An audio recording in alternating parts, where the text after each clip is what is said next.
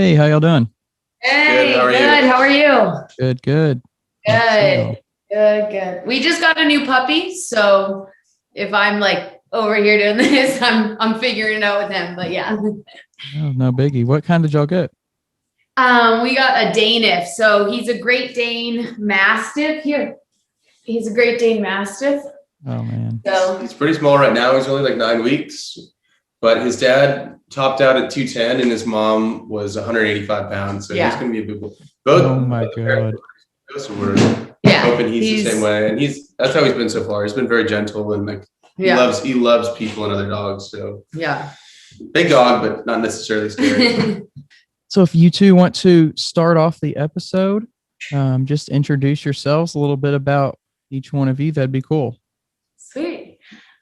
Great. So my name is Samantha Ross. I am a personal trainer. We together own Waiting for Warriors. A little bit about my background. I grew up in Virginia, Northern Virginia, and I went to college in Staten Island, New York at Wagner College. There I majored in theater performance, actually, and I minored in dance. I've been a dancer my entire life, so the body in general has always been my instrument. I've always loved the body. I would say that ties directly into why I'm a personal trainer, but I'll get into that. So at Wagner, I was majoring in theater and dancing.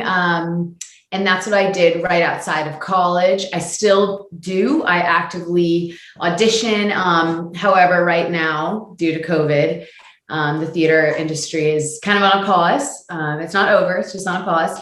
So that is why last year, actually around this time, so this is a really fun thing that we get to do this right now. Our anniversary is actually April 16th of Waiting for Warriors. So I created this business because of multiple reasons, but one of the main reasons was because I wanted to take my personal training to the next level by having my own small business.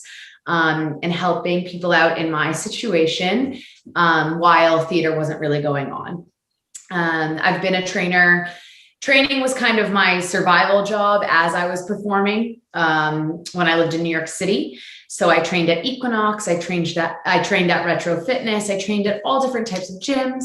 I trained freelance for a while there. And then, last April, I decided to create this small business and really, really focus in on who I wanted to help and that certain community, which this business, and we'll get into this more, but it's for the loved ones and friends of military and patriotic civilians. And I love it. I wouldn't trade it for the world. And this is Will, my partner. I'm Will Parada. So I grew up on the West Coast. I lived in California and Washington. I went to school at West Point up in New York. It's in upstate New York. From there, I've also lived in Georgia. We just moved to North Carolina last year.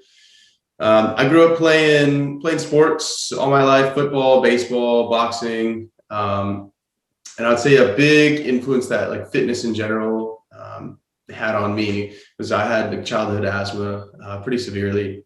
And even from a young age, I remember not wanting to be tied to like an inhaler or to like a nebulizer or anything like that.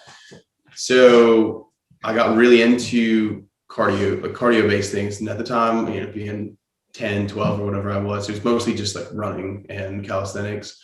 And then I ended up getting good at that. And then it was pull-ups and then weights starting to get involved. And sooner or later, just kind of evolved into this thing where it started and not wanting to be held back by something. So I could be like all the other kids and play sports without any other incidents.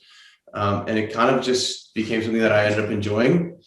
And over time, just took a bigger and bigger role in my life, I would say. And I did actually want to be a trainer for a long time. My life choices kind of led me in another direction for a long time. And then this was kind of a really good opportunity just to check that block and be a part of something that I, feel strongly about. I think the health of America in general is rapidly declining and it's really concerning. And so if I can play a small role in making that better for a few people, then that's a big motivation for me in helping them get to where they want to be. It's pretty cool. Kind of getting into your dancing and theater and everything like that. How did that start off? Was that something that was maybe like a family something that your family did and kind of you were just like going in line with what they were doing? Or was that something you kind of like bust out and was like, oh, I want to start doing this? So I have two older brothers, so they were not into it at all. However, my father went to school for light design and theater, and he has always been in the world of theater, especially on the technical side. I always loved that. I was always a dancer. So growing up, I mean, literally my first ballet class was when I was like 2.5. I was always a dancer. And then come high school, I think I auditioned for like a play. I was like, okay, yeah, why not? Because my dad was working on the sets at the high school. And then I got in the play and I was like, oh, okay, I'll do it. And then I just fell in love. It was How to Succeed in Business Without Really Trying. That was like my first big thing. I had been in little ones, but that was the first time where I was like, I could really do this. And I remember growing up, everyone was like, I want to be a doctor. I want to be a nurse. Like a lot of my friends were like, I want to be a nurse. I already know it. I never had anything like that. And I was like, oh, like, why don't I have that? And so then when I came to theater, I just knew it was a mix between dancing and singing and acting at the same time. I was like, why wouldn't anyone want to do this? You get to play dress up as an adult. So of course, my parents, I mean, I thank God every day that I have the most supportive parents in the world, because not a lot of people take that career path seriously. But I think they absolutely, they root for me. They want me to go for it. I mean, even with COVID and this pandemic, I'm sure you can imagine how hard that hit performers all over the world, really hard. And still my parents are the people behind me, and will, of course.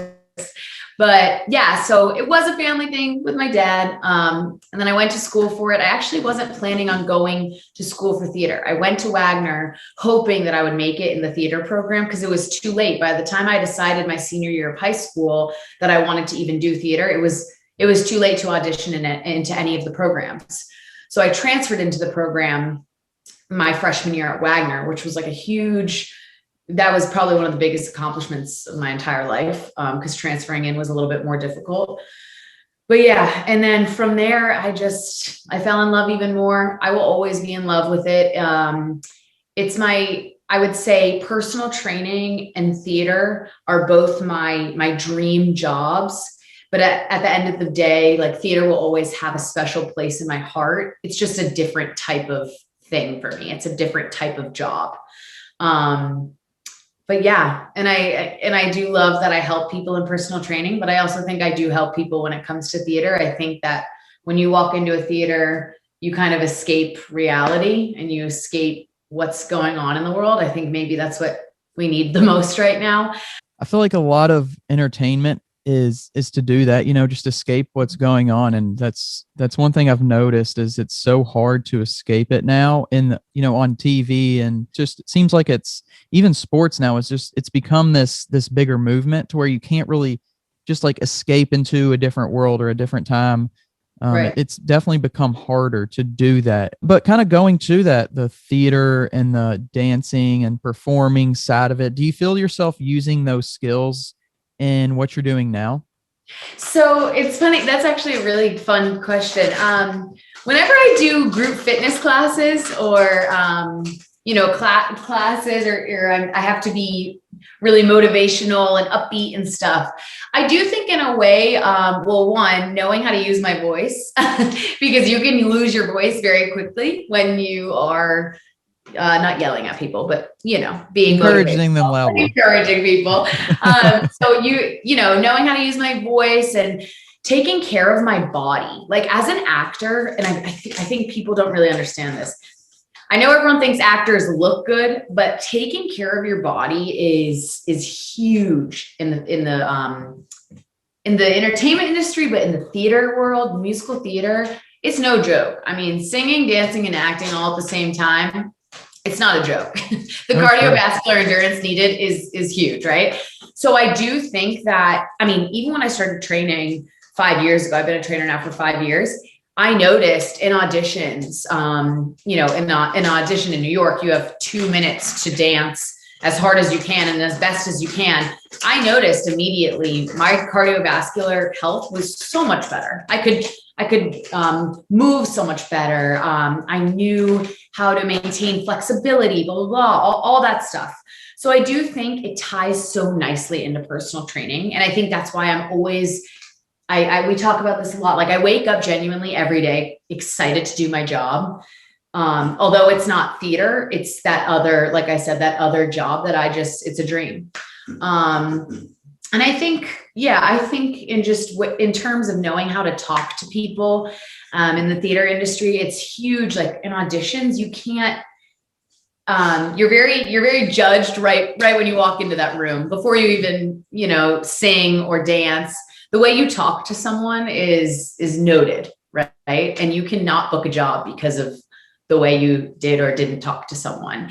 And I think in the training industry, something that you look for in a trainer is in some ways a friendship, right? Like it's someone that you're opening up to. It's someone that you're relying on to help you reach these certain goals that you have. So knowing how to communicate and knowing how to talk to people and communicate, that's important in all jobs, but I think it ties nicely, for theater in the personal training world. Yeah, definitely. I feel like it's having those skills just to be able to communicate and be confident in front of people too. Just do you think that other people could, other trainers could somehow benefit? Well, certainly they could, but how do you think they would gain that experience without that background? Is it just doing it? Like how does someone kind of gain that comfortable? A personal trainer without theater background, you're saying? Yeah. Well, I think there's other, before COVID, like workshops and ways to really become the best trainer you possibly can. There are really good resources and workshops and things that you can go to really, really gain experience with working with others, with gaining that confidence. That public speaking role is huge as a trainer, as you know. But it's all experience. And I have to say it on this podcast. I say it on every podcast I'm on. I do owe it a lot to Equinox. I'm not sure if you're familiar. It's a luxury gym. Equinox they really treat their trainers well, but they also educate their trainers even better, right? Like every day I would work at Equinox and then I would be sent to another Equinox in New York City to gain sales experience, public speaking, pitches, like all these things that I don't think when you're a freelance trainer or you get your NASM cert and then run off with it, I don't think you're gaining that experience. Is that great? Absolutely. I'm not knocking that whatsoever, but Equinox helped me there. And I think any trainer could benefit working for 6 months to 2 years at Equinox, right? I think that would be I think if everyone could just work at Equinox as a trainer, I know that's not a possibility, and I do think there should be more resources in a way for the business relationship between a trainer and a client. We talk about it a lot here at Waiting for Warriors because it is super easy to just become friends with your client. I mean, that's super easy. And right, we want to make friends with these military wives and military moms and dads and patriotic civilians who support Will and us, right? We want to become friends, but at the same time, at the end of the day, we're trying to kick ass and hit goals, and that's that, right? So maybe some more resources on that relationship would be great. But yeah, like nurses and doctors, half of their schooling is they go to, what is it called? Clinical. Yeah. Like they have clinical hours in a hospital. And all of my close friends are PAs and nurses. And that is when they truly learn. I mean, of course you need to know like where the brain is, but you really learn and experience these situations where it's like, oh, I would have never learned that in a book. I would have never read that. It's just happened. And I had to deal with how to deal with it back. And somebody asked me the other day, like, how much of your schooling do you actually apply on a day-to-day basis? And I'm like, honestly, stuff that I learned the first probably year, I apply on a daily basis. Everything else is just kind of like stuff you understand and you accept that it's, the laws and the rules of physics and whatever else. But it's like, yeah, okay, now teach me how to interact with somebody. Teach me how to, do these things that actually am I going to do on a daily basis. So yeah, I can definitely relate to that. Yeah. But Yep. Something I think is really interesting, and I'm curious about your experience with asthma. At what age were you diagnosed with that? Really young, probably 3 years old, 3 or 4 Okay. years. And oh, there he goes. That was probably like 3 years old. And so it definitely affected me from a very like from the beginning. You know, I mean, there wasn't really a time when it wasn't part of who I was and the challenges that, everyone has their own unique challenges. When it was always part of my life. But I would say by age, I don't know, by the time I've been using an inhaler in like 15 years. You know what I mean? I haven't even owned one in forever. You know what I mean? It definitely had its own like set of challenges. But it was also at the same time something that ended up being very liberating at the end, just because it was something that I had overcome.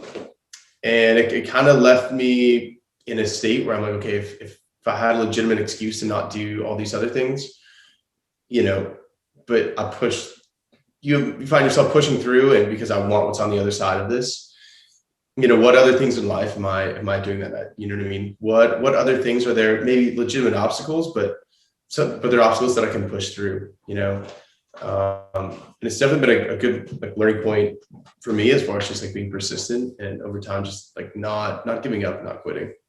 Yeah. I think it's pretty cool because that's something that can't really be, I mean, you can, as a parent, you can kind of like shelter your kid and keep them from trying things and doing things, but you really can't kind of coddle that away. It's something that's going to be there. It's something that you're going to have to adapt to and adjust to and figure it out.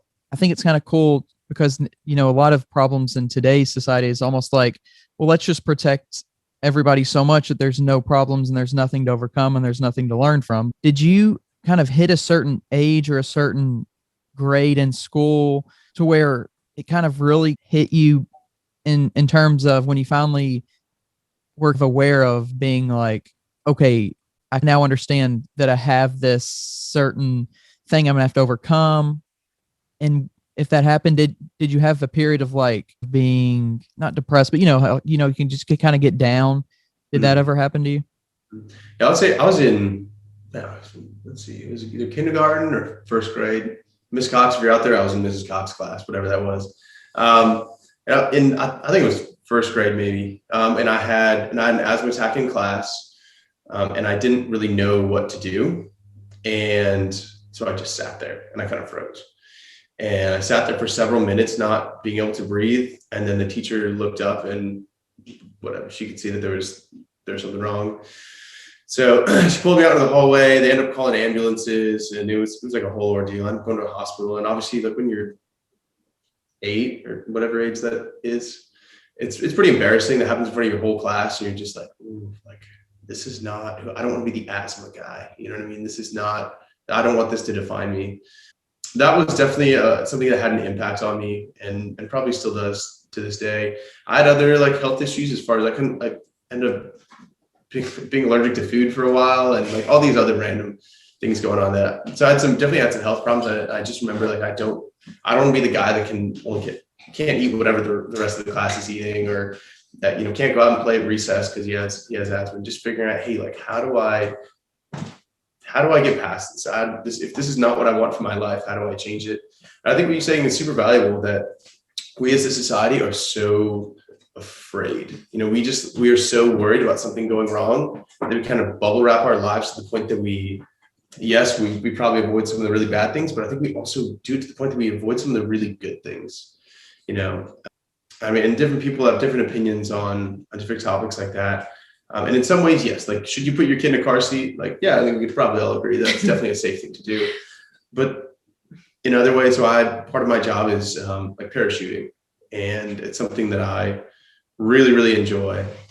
And to me, that feeling of being and it's just whatever, for the few seconds that you're up there and you're just kind of free falling, it's exhilarating. The couple minutes before you exit the aircraft, especially the first couple of times you do it, or your stomach's up in knots. You're just like, oh, why did I ever sign up for this? Like, why would I do this? And then, but as soon as I'm out the door, even before the chute's inflated, it feels amazing. It's incredible, And that's kind of like it's kind of influenced how I see a lot of life, where most of the time we just want to stay in the aircraft. We don't want to leave. And we want to just protect ourselves, just do the safe way, take the safe way out. But if you don't get out the door, then you won't experience the joy and the exhilaration that the parachuting actually has for you, And so I guess that's kind of my thoughts on safety versus, and just cushioning everyone's experience and making it bubble wrapped versus really living life to the fullest, And there's definitely is balance, right? I'm not saying go out and, do heroin or something, right? But like there's definitely a balance between being safe and really living life to the fullest. Going back to the, safety versus, being bold. I think we do that with a lot of the things, not just physically, right?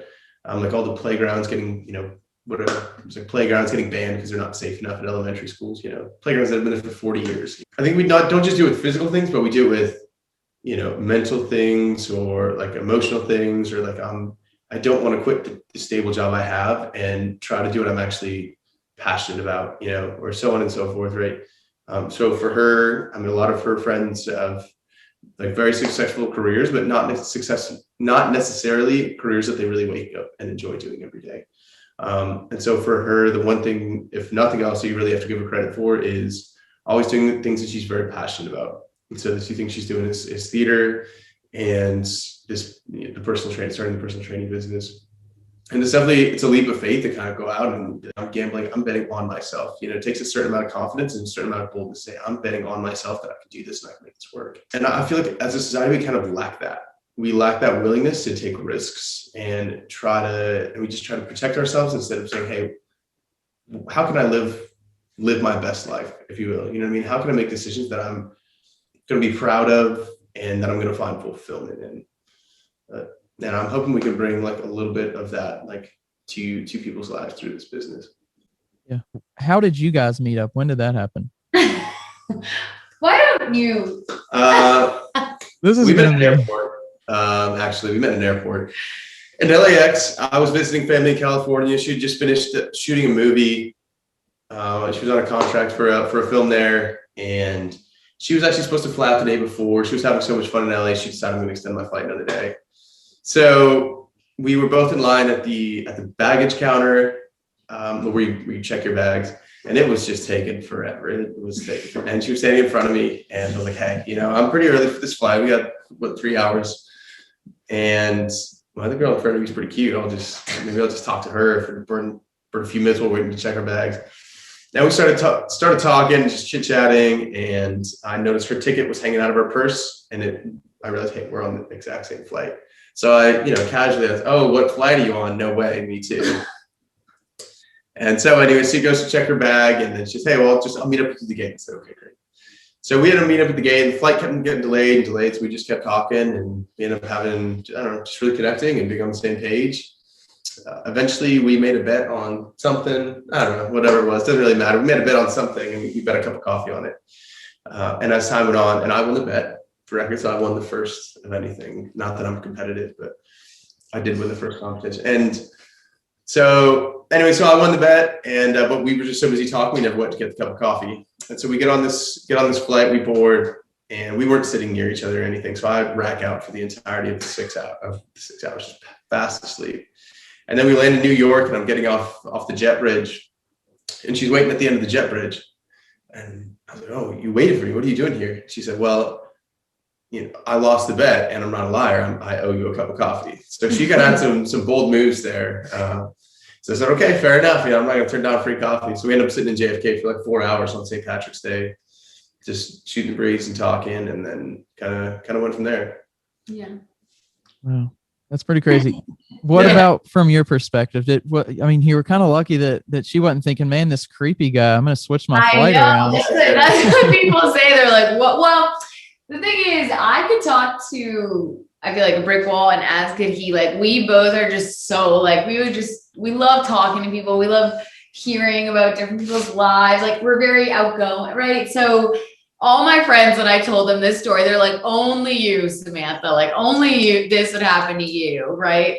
Because most people, I feel like, if a dude talk to them, they'd be like, "Oh, haha, blah, blah, blah," and then just be like, turn around and be like, "Okay, I'm going to go sit and go home." I don't hate it though, because I feel like a lot of people just meet through they expect to either meet at a bar or meet on a like an app. So I mean, this was very, I would say, on brand for us to, like, we're so happy we met this way, because it was just one of those things that when we look back on it, we're like, wait, like sometimes I'm like, wait, we met on a plane. Like sometimes I look at him and I'm like, you're literally a stranger from the airport. Like, it's just so funny. I mean, his story just now, actually, though, it's pretty on. Sometimes when he tells a story, I'm like, what? Where'd you get that? Like, and we sometimes have different versions of it, but that was pretty good.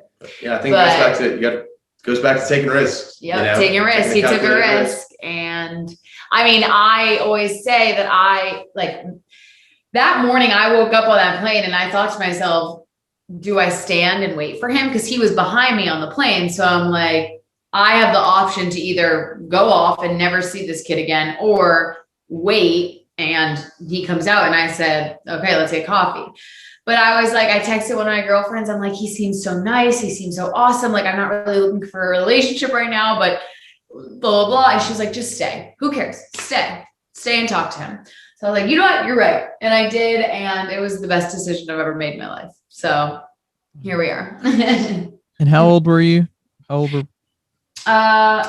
2 years ago. Hold on, I gotta do math. So I'm 1990. No, it was like 2 years ago. So it was 2 years ago. I was 20. You were 23. I was 24. Yeah, right? Something Yeah. like that. Yeah. Okay. Yep. So when did you start up Waiting for Warriors? So Waiting for Warriors was created, actually, honestly, like right now, last year was when we were brainstorming. April, I think it's April 17th, 11th 16th. The 16th is when we filed the LLC. Filed the LLC. But I guess I'll take you back a little bit just to explain how we even got into that whole thing. So Will went to Ranger School last January for military training in the Army.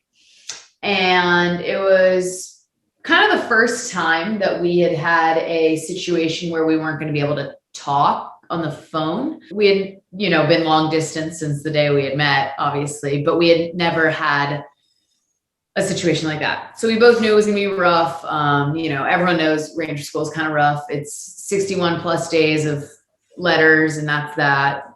The people that go to Ranger School are quite miserable during it, and whatever, that's that. So during that time, I was living in New York City. I was about to actually head out for a contract in Arizona that I had. And I was thinking, I'm like, there has to be some other way that these people, like the loved ones of Ranger School candidates, like there has to be another way that they communicate other than a catty like Facebook group saying like, oh, blah, blah, blah. My son passed, mine didn't, blah, blah, blah. I was like, there has to be another way people communicate. And I kept thinking to myself, like, it would be really cool to have a community where we all worked out together. And that's what we all talked about, to keep our mind off of the fact that our boyfriend or husband or son or daughter or wife was in Ranger School or deployed or in Navy SEALs training, buds, or in whatever, PJ school, all these things. And it kept like my wheels kept turning and turning and turning. And then I kind of went off and I did my contract. And then Will graduated Ranger during the hit of the pandemic. Like he came out of Ranger and there was no meat in the grocery stores. Everyone was wearing a mask. And he was like, what the hell is this? So during this, I also got laid off, obviously, and theater kind of shut down, as in Broadway in New York City was shut down. So I just remember one night, I had mentioned it to my parents and I had mentioned it to his mom, this idea of starting a company that would cater towards military families, loved ones, friends. Friends are a huge thing too, right? When your best friend goes to Ranger School, that still sucks. And also, like I said, patriotic civilians. I had mentioned this to my parents and his mom. And one night I just sat him down and I was like, what do you think about this? And Will is someone that if you know Will, you know that he's honest, he's blunt, but he's also reasonable. And I will never forget telling Will this idea. And he was like, that's a really effing good idea. And I was like, wait, really? Like, I was like, oh, you think? And he's like, yeah. And, like, if I had said a not so good idea to him, he would have been like, oh, Samantha, like, I love that idea, but maybe let's, like, he would have given me the really great response that was nicely worded, but, criticism in a way. No, he was like full blown, like, I think we should do it. And so literally from like April 5th to the 16th, we brainstormed ideas for this company. And we were going to wait till May. I remember we were going to wait till May to like make the Instagram and all these things, because we were like, we want to have a photo shoot. We want to do these things to be able to make sure we can advertise ourselves in a correct, proper, professional way. And then once we started telling people the idea, they were like, just do it. Just make the Instagram. Who cares? Put up random workouts. Like, just do it. And so we went up into his room, we got on our computer, we made an LLC for $150, and we had Waiting for Warriors. And that was that. It's crazy to think about right now because it's coming up on a year, as I said before, but it's kind of how we started. Is there a specific kind of training that you focus more heavily toward? It's pretty well-rounded, I would say. So we both have a pretty wide range of experience as far as different types of working out, right? Obviously for her, there's a lot like dance, a lot of cardio. She used to do a lot of like running. And then she working through Equinox, she had a bunch of things. She got a bunch of certifications at kettlebells and, different types of bands, TRX bands and all this other stuff. I'd done a lot more traditional powerlifting, and then the Army was really, over the last few years, it's in the middle of a transition, but it used to be very into like calisthenics, so some of that. And then I boxed through college, so just being like a collegiate athlete and using boxing, which I think is arguably the best like full body cardio you can do. Absolutely. So we end up with a pretty broad spectrum of things that we're comfortable teaching, that we feel like we have a pretty good base of knowledge. And a lot of it, I think, also is continuing to expand what you know. So going and finding new certifications, new online courses, or even just working out with different people, like, hey, what do you do? And you don't have to love everything they do. You don't have to copy it exactly, but just if you can just take one or two things from every person about what they do and turn it around and be like, hey, how does that fit into what I know about fitness? And like, not just lifter's preference, but into the science behind was there any like scientific evidence to help back this up? So I think we do a pretty broad spectrum thing. We try to do a lot of things with weights. I know she works with a lot of gals are super worried about getting too jacked or whatever. Yep, that's the but thing. It just getting people out of their comfort zone, I think, is good. And so we end up doing a lot of like HIIT with different forms of weights. So it's dumbbells, kettlebells, barbells, and obviously progressing people from one level to the next. What would you say is kind of unique, and what really brings your theme into the picture, if you know what I'm saying? Like what do you do that kind of ties it all together as far as, making it feel like a community and bringing these people in and, just having that there? Our biggest thing in general here at Waiting for Warriors is to kind of bridge this gap between civilians and military.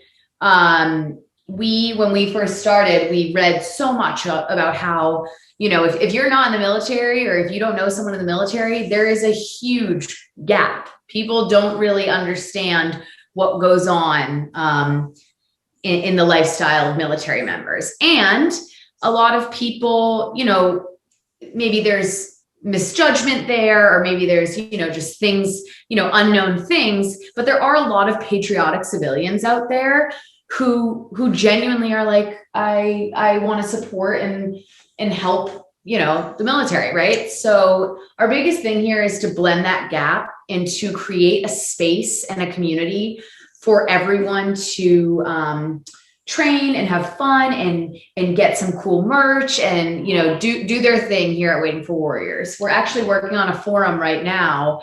So we're going to have a huge forum for anyone who does like a group class. Like we have a bunch of group classes over Zoom. Anyone who takes a certain group class can go on and be like, today's class was killer, blah, blah, blah. What was your favorite part? And that's like an awesome way to meet new friends and perhaps one of the people that comments is a Navy wife and the other one is an Army wife, right? And we're really just trying to build a community. And I would say that's our main goal here. Like obviously training, and we are huge on mental strength as well, right? It's a well-rounded, holistic approach to physical fitness. But at the end of the day, we really just want to build that awesome community. I apologize for the puppy. Will, is there anything that you wanted to add on to that?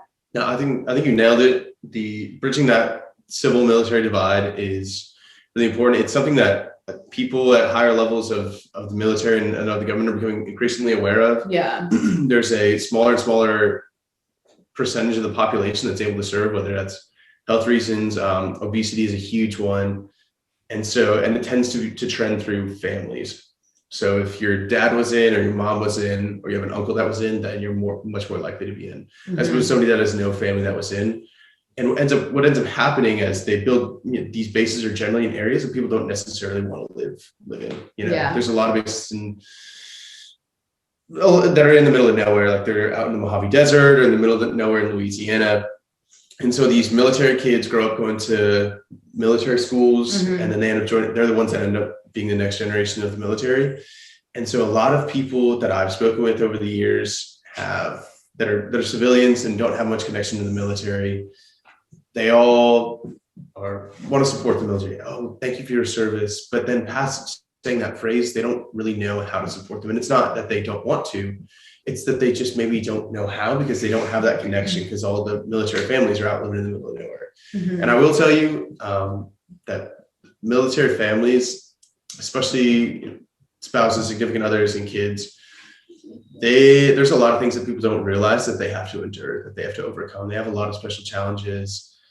And I think if they could connect with other people that are at least empathetic listeners, especially if it's somebody that doesn't have the same problem. And so, it's just two people that have the same problem or same series of problems talking to each other. If they had like a fresh set of ears, I really think that goes a long way. Somebody's reaching out and like, hey, thank you for your significant other service. Like how can I support you? How can I help you? And I think that's kind of something that we want to bring out in this forum, is having people that are in the military, and then also people that are not connected to the military, coming together and just talking and being able to connect and relate to each other, and kind of bridging that gap between the military and the civilian side.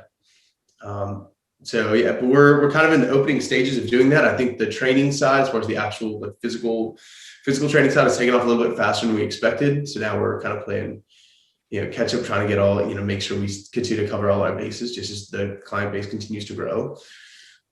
But at the same time, trying to be like, hey, how do we stick to our roots and make sure that we are, at the end of the day, our mission is to help the families and friends of warriors in our military, across the country and around the world.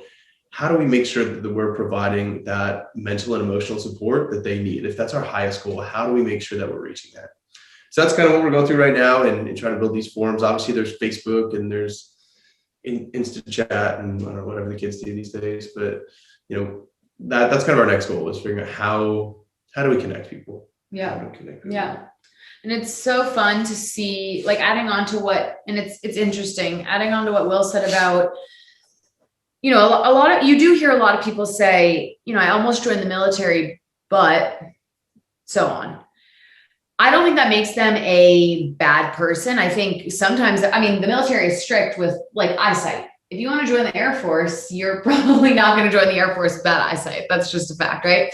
And I do, over the course of the last year, we really have met some cool, whether it's a gym or a apparel company, or we've really met some people that just support the military. They know no one in it, but they're like, we support it. We love it. Like if we ever have a fundraiser, they're the people that donate to it, right? All that stuff. So tying all of that in, I think it's also just created some really cool relationships that, in a sense, that's kind of what we want as well, to create relationships with other companies and other training companies, other trainers, other, like there's coffee companies that are veteran owned. Like our goals in the next 5 years are to really partner with these companies and say like, hey, we're active. He's active duty. You're a veteran. Let's see what we can do together. right? Like, let's see how we can spread awareness and send and spread help for this community of people that are loved ones and, friends of our warriors. Like Will said, I think it's a huge job to be in the military, and it's a huge job to be a direct supporter of those in the military. Both sides are tough. What have you found to be over the past about year to be the biggest struggle with all of this stuff? There's a couple, but the fact that social media has so many different opinions and false things going around in the training. This is from a training perspective. It is super challenging to wrap. I'm not going to just say clients, maybe our community and our personal training clients and our group class clients. It's hard to wrap people's heads around holistic, healthy ways of life when they've been taught such different terrible things because of, and it's not just media, but you know what I'm talking about. These just like free, crazy things, or, like if you drink this thing in the morning, you're going to be skinny in a day. All that, believe it or not, is really, really, really harmful and actually terrible for everyone's mental health, much more than physical. Their mental health is, it's hard, right? So over the last year, our goal here, we've really tried to just have this like great holistic approach, kind of emphasizing strength, right? The goal here is to eat as much as you want, as much as you can, without going away from your goals. The goal here is to lift as much as you can and as much as you want to make you feel good. And the goal here is for you to just live the strongest, fullest life to your best ability, because that's what that's how we're going to create your happy, holistic, awesome world for yourself. Right. But yeah, so I would say that in my opinion, that's been my hardest challenge as the lead trainer. But what about you? I have a whole bunch of them. Yeah, there's challenges. But going back to what she was saying, the biggest one I think she was referencing is like body dysmorphia. And we, or maybe just me, we were shocked at how widespread it is. It's everywhere. It's just rampant on pretty much, a lot of people that we've spoken with have, are affected by it. And a lot of it does come from social media and these unrealistic expectations of yourself, and comparing your everyday norm with somebody else's highlight reel that's edited and fake tanned and whatever. And how much like all these different images like affect people. And it's not just women. I would have thought it'd be mostly women, but men and women alike are affected, by that. And so the way I've kind of come to combat it over the years is I try to think about it in terms of ability, not aesthetics. So when people are like, hey, what's your goal? And they say, hey, I want to lose 10 pounds, or I want to wear a size 4. That may or may not be realistic for you. That may not be what your body shape actually is. So what I've started encouraging people is like, hey, if you want to lose weight, pick a goal, right? Like if you want to lose weight, hey, say I'm going to run a marathon, or I'm going to run a triathlon, or I want to do the CrossFit Open and do it in this time, or what have you. Something like that. Or if you want, instead of saying, oh, I want to gain 10 pounds, right? You can eat and drink everything and then gain 10 pounds in an hour, right? But if you say, hey, tell yourself, I want my bench, squat, and deadlift to total this much, or I want to do this many pull-ups, or I want to be able to do this many burpees in 10 minutes. If you give yourself something like that, where it's ability, not aesthetic, you'll get to the aesthetic that you're looking for, but it's also easier to quantify, and it's easier to be like, hey, I've made progress. I'm getting better. I'm getting to where I want to be. And you can have a sense of accomplishment as opposed to always just looking back on your phone being, well, I don't look like that guy, or I don't look like that girl. Yeah. And that's definitely been a huge challenge for us to try and communicate with people, with other people. And ourselves and other people. Like, hey, you don't have to compare yourself to somebody else's highlight reel. Just compare yourself to where you were yesterday. get better. As far as other challenges, as a non-business major, managing a lot of the finance side and trying to figure out how to grow the business and advertise and everything like that. That's definitely been something that's taken like outside reading and learning on my part. And I definitely need to do more of and continue to do. Yeah. I mean, it's hard. Like a small business is hard, but it's also, I would say you learn as you go in a way. Mm-hmm. But that's, to me, and I know Will and I really harp on this, there's always room to grow. There should always be something that we're learning, right? Even if we, in 5 years from now, have reached all of our 5-year goals, I'm not going to care. I'm going to be like, okay, what are we doing in the next 5 years? Right. Well, I will care, but I'm not going to stop there. That's what I'll say. Your goals continue to evolve. It's not that you just set a goal for 5 years from now, and then in 5 years you turn around and go, okay, yes, check the box. Yeah. It continues to evolve as you start going down that goal and like, hey, maybe this isn't exactly what I'm, how can I tweak this to achieve the objective that we're going for? And then continuing to set new goals and expanding and taking input from people and just altering what you're doing a little bit so that you stay true to yourself and your end mission, but you also adapt how you're getting there. But for anyone that was looking into starting a small business or thinking about it, I think I'll definitely say anything just like trying to get, just go to like a business seminar or like reading or podcasts, workshops, anything like that. Just make, hey, these are some of the bases you need to cover. And this is some common pitfalls to avoid. Technology, I don't think you can understand that. I'm not a technology guy. Like I can barely turn on and off a computer. And that's definitely been something that slowed us down and inhibited us. And she's really developed and grown a lot more than I have in that regard. And that's something that I need to pick up the slack on from my end. Is, but just being able to, like I said, social media is a huge part of it, and online presence is a huge part of it. So people don't look at through a phone book anymore. They, through the yellow pages, they Google, right? So figuring out, hey, how do I get myself like accessible on Google? So that's definitely something I would also spend a lot of time doing, something worth investing in. I kind of asked you about how your, theater and your performing career or your performing experience and stuff helped you, but how was your military training and that kind of skill set? How has that helped you in this endeavor? The biggest thing I would say is probably pretty obvious, and it's just understanding, being able to empathize with the client base that we're trying to reach, right? Which is military families and friends. So obviously being able to empathize and just understanding, hey, this is what they go through, right? And obviously I'm experiencing from a different side, but talking to her, my family, or my friends, or the neighbors, or whoever else, and just figuring out, hey, like these are some of the challenges that we've stumbled across, and ways we wish that there were resources to help us. I think besides that,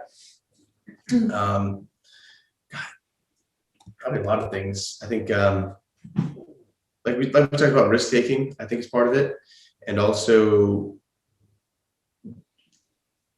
changing how you think, being open-minded. I think a lot of times we get so stuck in the way of this is the one way to do it. I think this is a big thing in the Army right now, is hey, this is the only way to do it. It's my way or the highway. And then just seeing how counterproductive that can be, right? And we're both pretty like strong-willed people, but the ability to come into any decision with an open mind and being like, hey, like there could be some validity to what you're saying as well as what I'm saying.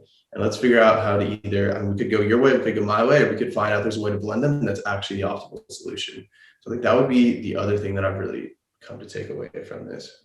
Before, I guess we in this thing, do you have either of you have any advice for people maybe looking for that community? Definitely reach out to us. We've been already working, obviously, again, trying to set up like the forum and getting people involved in that. But we are on Instagram and Facebook, and just look us up, Waiting for Warriors.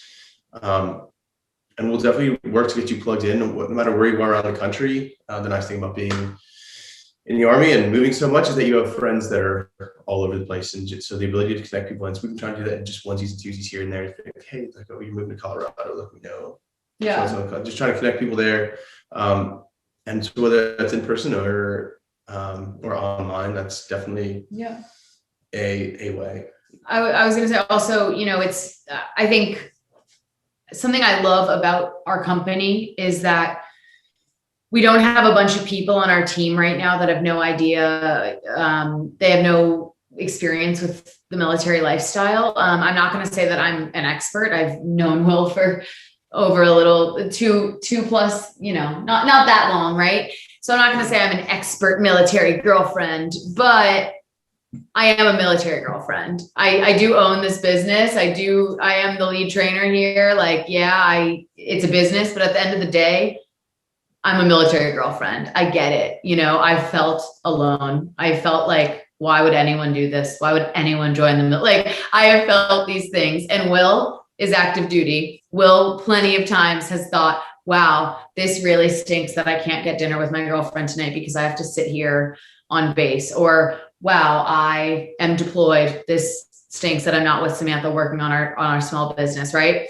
And I would say to anyone out there listening, it's kind of the hardest thing is that first step of saying, I really want to meet new friends at this, base that I just PCS'd at. How do I make new friends? How do I even go about making a friend? I'm 25 years old. You don't go to the bar and meet new friends like, hi, you look like my friend, right? That doesn't happen. So I would say, message us, DM us, right? We have another employee, Ashlyn, who's phenomenal. But other than that, it's either Will, myself, or Ashlyn behind that Instagram, right? So DM us, chat with us, ask us any questions you have, or give us your number and we'll chat and we'll Zoom and then we'll work out together and it'll be great. Simple as that. Yeah. So I'll say just in closing that question, we know that for every cute picture of somebody coming home from a deployment, there's 1,000 bad nights and absolutely lonely days. So we know that there's a lot of people out there hurting. We recognize you as an individual and somebody that's making a sacrifice for other people, and we want to take care of you just like you and your family are taking care of other people. So please reach out to us. We will do what we can to help you, and if we don't know the answer, we'll find somebody that does. Reach out to us. You're not alone, and help us help you. And if you join that community, you'll be again turning around and giving back to other people. So I would say definitely please get in contact with us. Absolutely. Awesome. I appreciate your time, and obviously appreciate what you do. Thanks for your service, and thank you too for connecting people and helping people out. Absolutely. We wanted to thank you for having us on today. This is one of our favorite things. So thank you so much for letting us speak about our business and spread the word. Yeah. Thank you so much. Thank you so much. Thank you for your support. Absolutely. And before we head out, if you just want to let them know where they can find you, that'd be great. Yeah, so it's Waiting for Warriors. Boom, boom. It's spelled waiting, like a barbell weight. So Instagram, our email is waitingforwarriors@gmail.com. If anyone wanted to shoot us an email. Facebook, we do have Facebook. We're a lot more active on Instagram. That's our main social media page. And then we're working on the forum right now. We're actually also, for our anniversary, working on something pretty cool. And it's going to be similar to like a cycling thing, but it's going to be running or walking, and everything that you raise will be donated to a military based foundation. We haven't figured out which one it's going to be yet. Ashlyn, our marketing girl, is going to do it all, but it's going to be super awesome. So definitely follow us at Waiting for Warriors on Instagram, and it'll be great. You can also contact us through our website, waitingforwarriors.com. Yep. Super simple. Super simple. Can't miss it. Have a good rest of your day.